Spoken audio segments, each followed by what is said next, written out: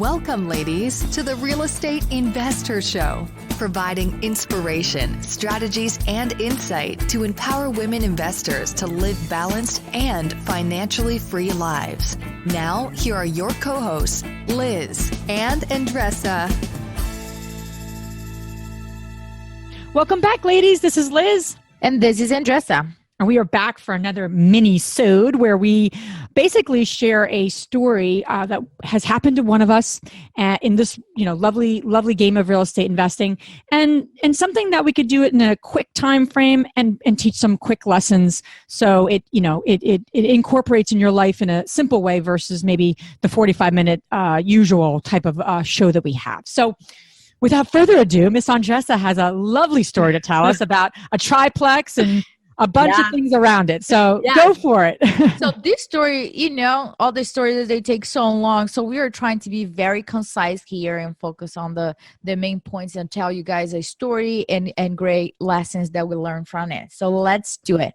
So as you guys know, I live and invest in Philadelphia, and we were rehabbing a single family house here in South Philly when we saw a few houses down, people putting, garbage bags and furniture outside. We are always looking for those signs, which means somebody is moving out and the place will shortly be either rented or for sale. This property was located on the corner. The size was about like 3 times bigger than our regular single family. So we knew that this was a multifamily, which is high demand and very low inventory in the area that we are in. We ended up finding out that this was a estate sale, and we started talking to the attorney who was representing the executrix. The city records were showing that in 1950, listen to this, Liz. 1950, this was a candy store at the bottom, and there were 2 residential units at the top. Wow. Okay.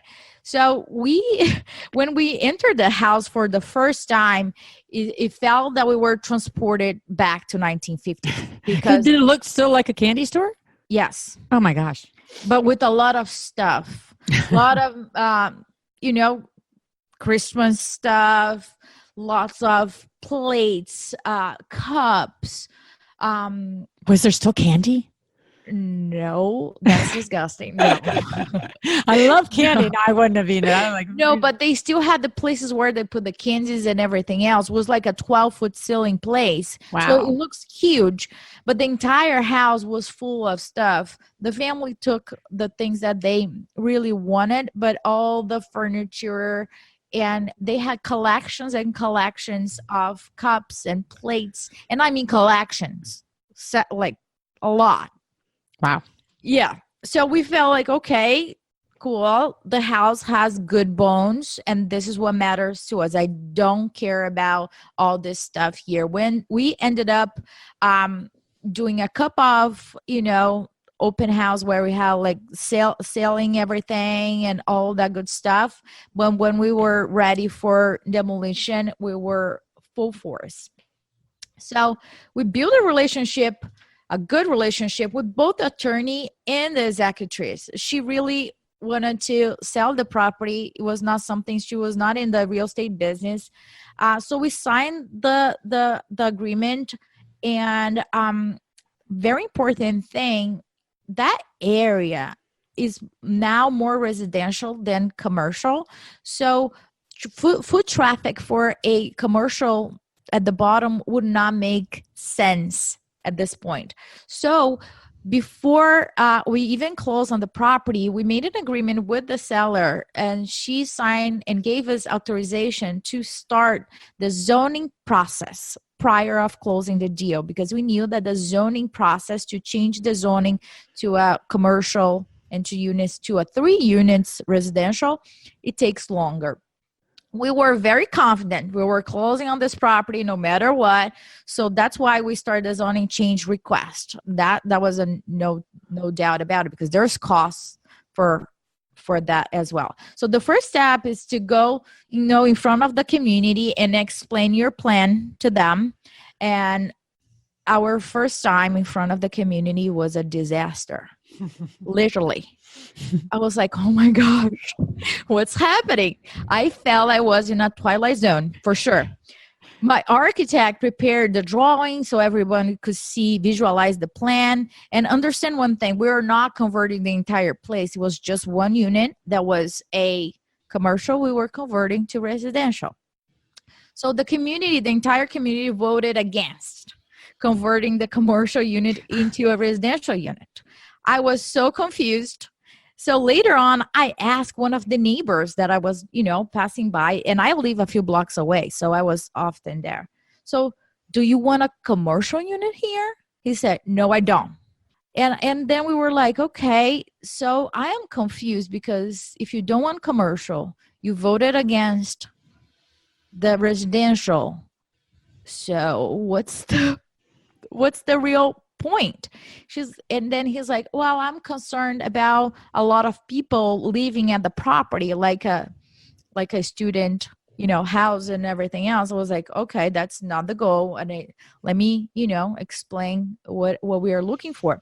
Anyway, was a very, very stressful and disappointing time. 2 weeks later, we received a letter from the board, because when you're in the community, there's a board of members. Usually they are architects and other people that are in real estate. And they had approved the change. The next step was going in front of the zoning board here, the ZBA in Philadelphia. And I was like, I'm in a twilight zone again, but for a different reason. It took 2 minutes for them to look at the plans and say, yes, no brainer. And then I was like, what happened? So I stressed out before. Wow. After the community meeting, I was like, wow, this is very bad. They don't want this project. How I live in this community, I want to contribute to it. It's not that I'm trying to put, a car wash down here right now. So I was like, I don't understand. Anyway, the project was approved and we were ready to go. So here are a few things that we learned. The community members, when some of them go there, they go with solo interest. They go with solo interest, solo assumptions. There was one guy, it was so funny, that he raised his hand and he asked, are you guys keeping the chicken coop on the roof deck? And then I was like, what? Excuse me. And then one of the architects started laughing very hard. And I was like, I don't understand his question. I was like, what chicken coop? And then the architect said, no, I get it, what he's saying. And then the board member looked at him and said, sir, that is not a chicken coop.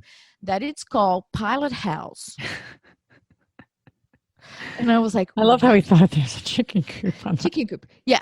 So that's something that building relationship with the community and really telling them, listen, this is what I'm looking for. What do you guys want? Do you want a residential? Do you want commercial? What is that your interest in? So that they can put their, solo interest aside. And really ask what you want. We requested the seller to allow us to start the zoning process prior, which made a lot of difference, because we didn't have to wait for that to happen after, and therefore we decreased the carrying cost, and we were able to start construction in a rapid time. So in this case, knowing the zoning process list from head to toe allow us to play the cards, and therefore we were able to get the zoning process started earlier and got it approved, and then start the construction process. I think your story is so remarkable too, Andresa, because in this market, people will often give you the excuse that it's just, finding deals is too hard. But what you guys did is took it to the next step and said, okay, most people are going to look at this and go, I don't want to deal with that. I don't want to deal with the community. I don't want to deal with the zoning. But you guys said, no, we are going to deal with that.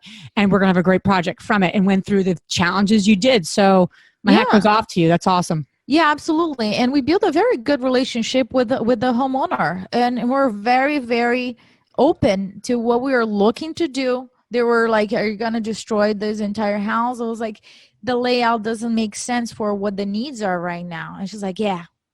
Can I come after? I was like, of course you can. Very lovely lady. I went through a couple of things. They live in New Jersey, so we were trying to get all the documents signed online. And you got to do what you got to do. If I have to walk you through on how to sign the paperwork, the attorney was always involved as well, who were as clean as you can be.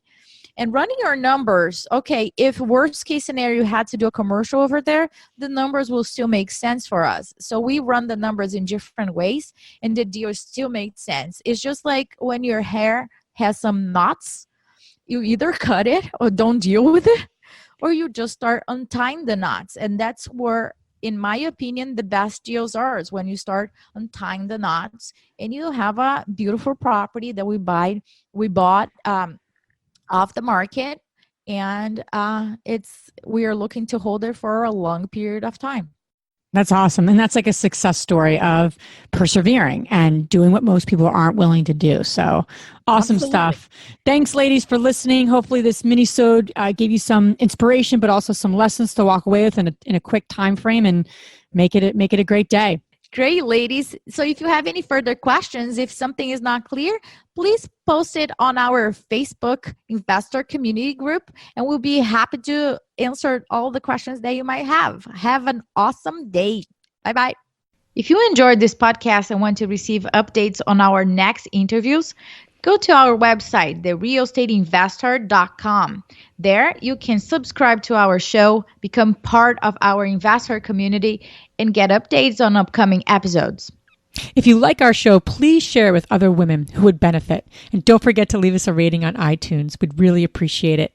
And as always, we encourage you to take one action as a result of today's show and put it into motion so you can live both a financially free and balanced life. Thanks for spending time with us. Ciao.